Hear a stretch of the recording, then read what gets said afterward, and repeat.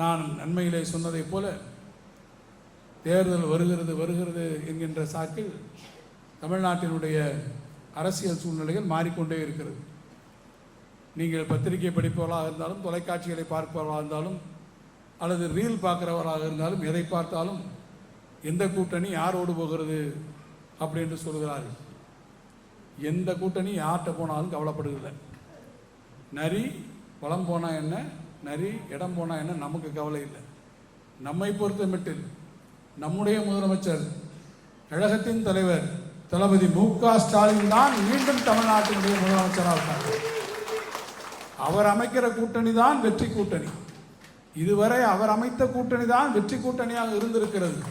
இனிமேலும் அவர் அமைக்கக்கூடிய அந்த கூட்டணி தான் தமிழ்நாட்டு அரசியல் வெற்றி கூட்டணியாகும். நம்ம எதிர்த்து எந்த புயல் வேணாலும் வரலாம். எந்த அரசியல் புயல் வருகிறது என்று சொல்கிறார்கள். இன்னைக்கு ஒரு புயல் இங்கே வருகிறது என்கிறார்கள், அந்த புயல் அங்கே வருகிறது என்கிறார்கள், அந்த பக்கமாக நகர்கிறது, இவர் இந்த பக்கமாக நகர்கிறார் என்றெல்லாம் சொல்கிறார்கள்.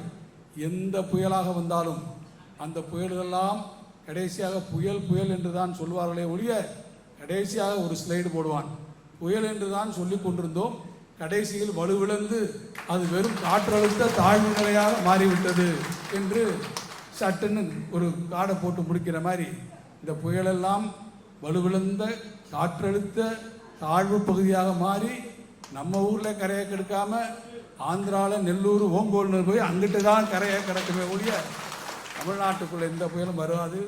அப்படியே எந்த புயலும் வரதாக இருந்தாலும் நம்முடைய முதலமைச்சர் அவர்கள் சொன்னதைப் போல எந்த புயலையும் எதிர்ப்பதற்கு, சந்திப்பதற்கு திராவிட முன்னேற்ற கழகம் தயாராக இருக்கிறது. நம்முடைய மதச்சார்பற்ற முற்போக்கு இந்தியா கூட்டணி தயாராக இருக்கிறது. எனவே அந்த உறுதியோடு, அந்த உள்ள வன்மையோடு தேர்தலை எதிர்கொள்ளக்கூடிய வகையில் நாம் உற்சாகமாக நம்முடைய துணை முதலமைச்சர்களை வரவேற்று நம்முடைய பணிகளுக்கு ஒரு உத்வேகத்தை உருவாக்கி தருவோம் என்று சொல்லி என் உரையை நிறைவு செய்து விடைபெறுகிறேன். நன்றி.